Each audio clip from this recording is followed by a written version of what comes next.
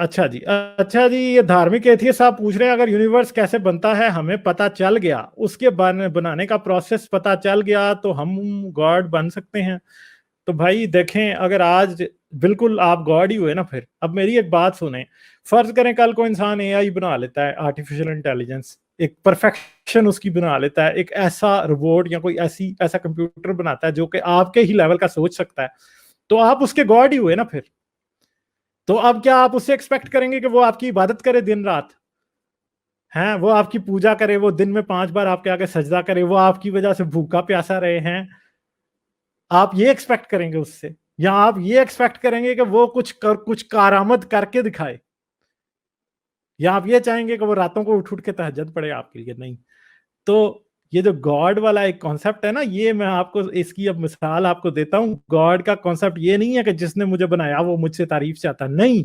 अगर आपने कभी जानवर रखे हैं तो आपको बड़े अच्छे तरीके से पता होगा, जब आप पेट रखते हैं, कुत्ता आपने रखा होता है, जब वो आपसे खाना मांगता है तो वो आके आपको साथ रगड़ता है, अपने जिस्म को आपके आगे लेट जाता है, बिल्कुल जो सिजदे वाला पोस्चर है वो आपको करके दिखाता है। तो ये जो आपको खुदा का कॉन्सेप्ट, उससे इबादत करने का, उससे मानने का, उससे सब कुछ करने का, ये किसी क्रिएटर की निशानी नहीं है, ये एक जानवर और उसके मालिक की निशानी है। तो ये मजहब जो है ना, मैं इसीलिए कहता हूं मजहबी जानवर। क्यों?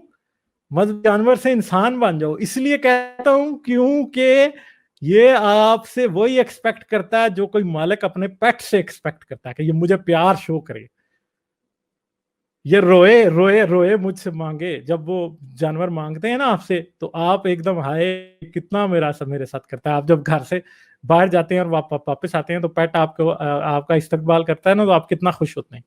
तो मसला ये है कि वो पेट जो है ना बेचारा, उसकी अकल बहुत थोड़ी होती है, जो कुछ वो कर सकता है वो वही करता है आपके लिए, आपकी अकल इससे ज्यादा है।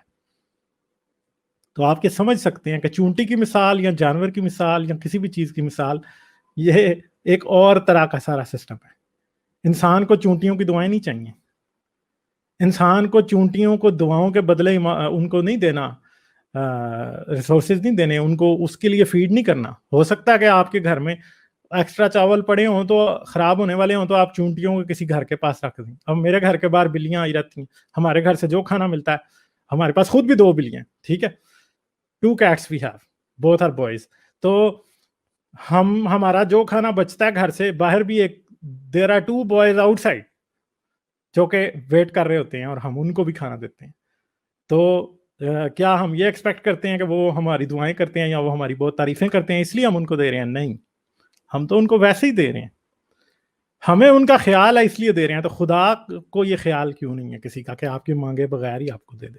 अगर आप मेरी वीडियोस को पसंद करते हैं तो सब्सक्राइब करें और घंटी का बटन दबाना ना भूलें, और मुझे पेट्रियन पर सपोर्ट करें। पेट्रियन पर आपकी मदद मेरे लिए मेरे इस काम को जारी रखने में इंतहाई मददगार साबित होगी।